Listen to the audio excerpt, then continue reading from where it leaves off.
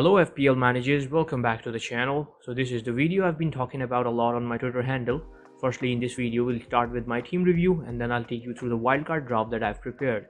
Then I'll answer the questions you asked on my Twitter handle and we're going to discuss some comparisons and some of the potential players that we could target in the upcoming game weeks.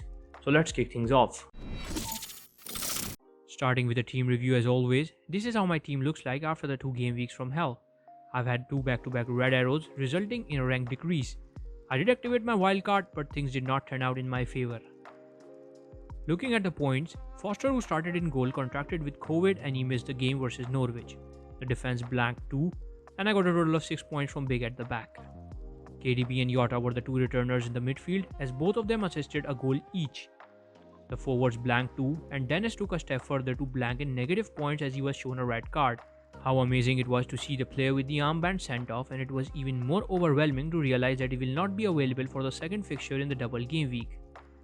My bench tells a different story. Had I placed these players in, I would be flexing here instead of crying. Anyways, I feel sad about not starting Deeney over Watkins, but there's nothing that can be done now. King plays another fixture in the game week and I do not have any high hopes from him looking at the way the game week went already. So this was a team review. Let's hope things turn out better in game week 24.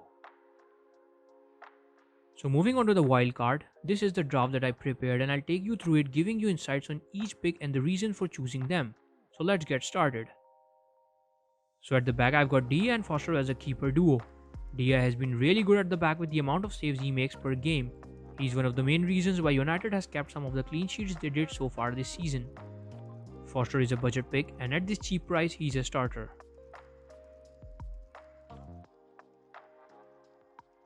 Moving on to the defense, Ta and Cancelo are the 2 constants and they are the most owned ones, as they have been involved in a total of 18 goal plus assist return this season. Deeney now joins them in at the back, who is a mid-ranger but has the ability to return attackingly. He has already registered an assist this game week. As the new double game weeks are announced for game week 26, Tierney has become another option to look forward to. He has had his share of attacking returns this season so far. Williams is the 5th defender in, who is pretty cheaper and is a starter. As we are out of good attacking options, the midfield has to be an absolute powerhouse. A lot of you asked me, can we fit De Bruyne and Fernandes somehow in the team, so this is how you can do it. With Salah advancing through, these 2 are currently the best options to go with. Bowen stays in due to his current form. Saka and Gallagher are the 2 other options I have added in. Saka has some exciting fixtures ahead and he is in form. In his last 4 game weeks, he has returned 32 points. As for Gallagher, instead of going for Edward up ahead, I've opted for the midfielder. He's rotation proof, but know that he will not play versus Chelsea in the double game week, so it's a single game week for him, but still a potential one. Watkins and Mope are the 2 mid-rangers I've included in just because they have good set of fixtures and Mope looks threatening in his current form, and is a less of a rotation risk comparing to Edward, who might not start every game as Zaha is back. Lastly, it's Dennis, the 3rd forward, who is obviously not liked by many, but I'm still keeping him for the good fixtures ahead as he has had his share of attacking returns this season. Now this draft will cover game week 24, the double fixtures in upcoming game week 25 and 26. Of course, any injuries or COVID issues could be tackled by using the free transfer. Also, this draft has a pretty strong bench, so one could tackle the postponements too if there are any. So this is the wildcard draft that I've prepared. Now let's move on to answering the questions that you guys asked me on Twitter. So here are the questions that you guys asked me on Twitter. Starting with the first one. Courtney asked about the best replacement option for Chris Wood. So here's the statistical overview of the 2 trending options that have potential fixtures. Both the forwards are now priced at 6.5 million, but if I'm given the choice between the 2, I would pick Mope. To support my verdict here, I'll first highlight the point that Mope occupies the more central role in the Brighton system ahead and has the main job of scoring and finishing off the chances created by the wingers, whereas Edward deviates a lot. This is one of the main reasons that we can see Edward with more assists. Secondly, the double game week in game week 25 is another reason to go for Mope, but the only disadvantage we are left here is that Mope has no fixture in game week 24. So if you have a strong bench, you can definitely choose Mope. Now some managers might have Brighton asset in the midfield. If that is the case, you can go for Edward and vice versa for Gallagher owners, as Mope would be more sensible. I wouldn't prefer a double up of the 2 teams for now.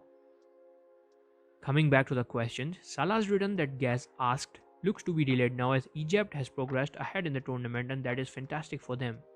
Good luck to all the AFCON fans for the tournament. I hope the best team wins. However, this now leaves us with KDB and Bruno.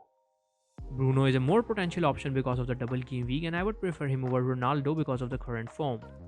Most of the wildcarders will look for both, and that is a sensible approach as it is easier to jump onto Salah when he comes back. The third question about Tower Jota for the third Liverpool spot.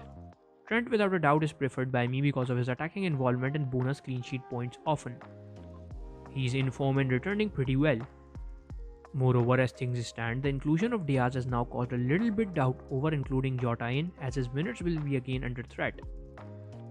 So anyone looking to double up with Liverpool defense can let Jota go and go for Robo and Ta at the back.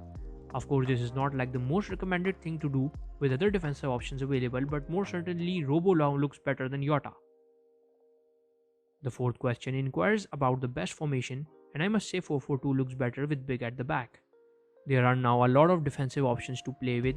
Good defenders, I mean like Digne, Cancelo, Ta, Robo, Diaz, Laporte, all of these are nailed on options. As there are no tempting options in the forwards, it is better to field a powerful mid and defense. Lastly, Z wanted to know that is it still worth it to go with Antonio and Bowen ahead as the West Ham double up. I think it is still worth it to go with Bowen and Antonio. Mixed set of fixtures coming up ahead, but both are in good form and Antonio has been the best forward option this season. He has been pretty clinical with the chances too. So this is it for the Q&A session. I will be back again shortly with the team selection video. This is it for now. Thank you for watching.